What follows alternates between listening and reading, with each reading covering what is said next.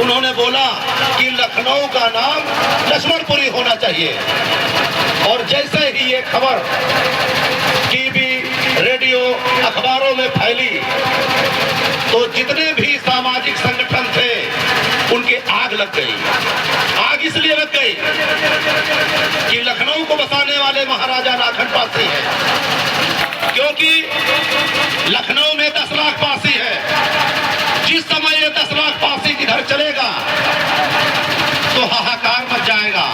ये बात माननीय मुख्यमंत्री जी के भी समझ में आ गई। उन्होंने बयान दिया कि मैं लखनऊ का नाम अभी बदलने नहीं जा रहा हूं। तो महाराजा लाखन पासी के नाम से लखनऊ जाना जाता है। और आपने देखा होगा कि लखनऊ में जगह जगह पर पासी महापुरुषों के किले हैं, खंडहर हैं, टीले हैं, उनकी विरासत है। आजादी के 76 साल हो गए, सबकी सरकारें आई, सबकी सरकारें गई, लेकिन जो पासी महापुरुष हैं उन महापुरुषों की विरासतें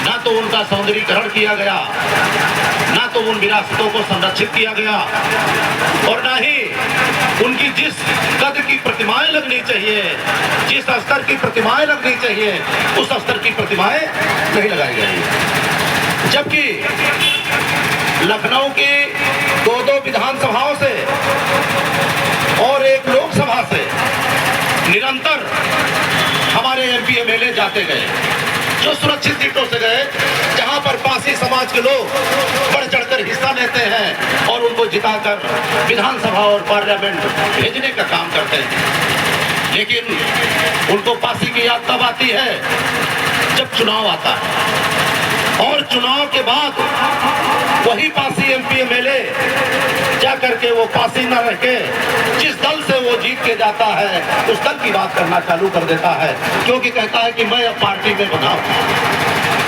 लेकिन वहीं पर दूसरे समाज के लोग जिनको भी हम लोग चुनाव जिता के भेजते हैं, ऐसा नहीं कि लखनऊ में ऐसी कोई विधानसभा नहीं है जहां पर पासी का बाहुल्य वोट नहीं है। चाहे लखनऊ उत्तर हो, चाहे लखनऊ पश्चिम हो, चाहे लखनऊ दक्षिण हो, और चाहे लखनऊ पूर्वी हो, चाहे कैंट हो, चाहे सरोजनी नगर हो, चाहे मोहनलालगंज हो, चाहे बीकेटी हो, चाहे मलिहाबाद हो, लखनऊ की 9 विधानसभाओं में हर जगह आपको पासी मिलेगा। लेकिन सबसे बड़ी शर्म की बात तो तब है जब लखनऊ का नाम बदलने के लिए एक प्रतापगढ़ के सांसद संगम लाल गुप्ता, उन्होंने बोला कि लखनऊ का नाम लक्ष्मणपुरी होना चाहिए। और जैसे ही ये खबर टीवी, रेडियो, अखबारों में फैली तो जितने भी सामाजिक संगठन थे उनके आग लग गई। आग इसलिए लग गई कि लखनऊ को बसाने वाले महाराजा लाखन पासी हैं, जो इसकी सभ्यता बचाए रखा और आक्रांताओं से लड़ने के लिए वीरांगना उदा देवी पासी ने 36 अंग्रेजों को मौत के घाट उतारा। और आप कह रहे हो कि लखनऊ का नाम लक्ष्मणपुरी होना चाहिए। लक्ष्मण का यहाँ कोई योगदान नहीं, राम के भाई लक्ष्मण, उनका यहाँ कोई योगदान नहीं। अगर उनको कहीं लक्ष्मण के नाम से जिला बनाना है, शहर बनाना है, तो जहां इच्छा हो वहां बनाए, लेकिन हमारे लखनऊ की तरफ अगर किसी ने नजर उठा के देखी तो फिर हम बंदूक भी चलाना जानते हैं और तलवार भी चलाना जानते हैं, क्योंकि हम पासी हैं। तो साथियों, हम लोगों ने तुरंत धरना प्रदर्शन शुरू किया। कुछ हमारे साथी इको गार्डन में धरना लगाए, कुछ हमारे साथी हम लोगों ने हजरतगंज में हम नेतृत्व कर रहे थे, वहां पर हम लोगों ने धरना प्रदर्शन लगाया। और शाम को माननीय मुख्यमंत्री योगी आदित्यनाथ जी को बयान देना पड़ा कि मैं लखनऊ का नाम अभी बदलने नहीं जा रहा हूं। बयान देना पड़ा क्योंकि लखनऊ में 10 लाख पासी है।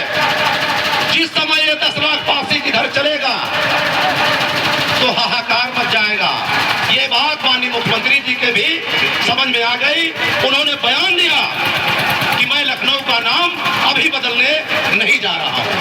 तो साथियों, आज जरूरत है हमारी एकता की, आज जरूरत है हम एकजुट होकर रहें, हमें जरूरत है हमें एकजुटता दिखाने की।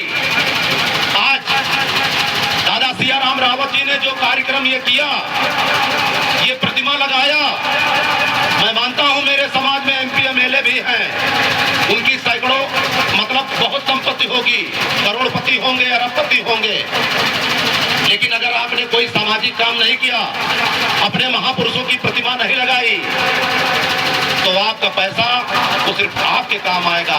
लेकिन जो दादा सियाराम रावत जी ने किया है, इन्होंने समाज के नाम गर्व से ऊंचा कर दिया, क्योंकि बहुत कम ऐसे लोग होते हैं जो समाज के लिए लड़ते हैं, अपने लिए तो सभी लड़ते हैं, सभी लोग अपने लिए काम करते हैं, सभी लोग अपने लिए व्यापार करते हैं, सभी लोग अपने लिए पैसा कमाते हैं और पैसा खर्चा करते हैं, लेकिन जो लोग समाज के लिए काम करते हैं वो ऐतिहासिक कार्यक्रम होता है।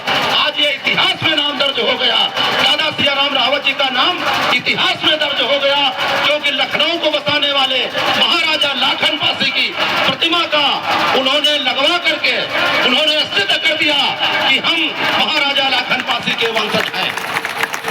तो साथियों, आज आप देख रहे हैं कि हमारे एमपी एमएलए हमारी आवाज नहीं उठाते, लेकिन उसके लिए जो सामाजिक संगठन चल रहे हैं, आज पूरे प्रदेश में, पूरे देश में अगर शोषण अत्याचार होता है, तो जिनको हम चुन के भेजते हैं एमपी एमएलए, वो भले ही आवाज ना उठाए, लेकिन जो सामाजिक संगठन होते हैं सबसे पहले वो आंदोलन खड़ा कर देते हैं। अभी रायबरेली में 1 साल पहले धरना प्रदर्शन हुआ था, अर्जुन पासी की हत्या हुई थी, उसमें कम से कम 40 लोगों के नाम जब्त हुए थे। उस मामले में हमको भी हाउस अरेस्ट किया गया था, जबकि रायबरेली से हमारे घर की दूरी कम से कम 70-80 किलोमीटर, यानी मेरा घर गोसाईगंज में पड़ता है। मेरे घर को पुलिस ने छावनी बना दी कि अनोद रावत को निकलने नहीं देना है। 2 दिन तक हमको हाउस अरेस्ट किए।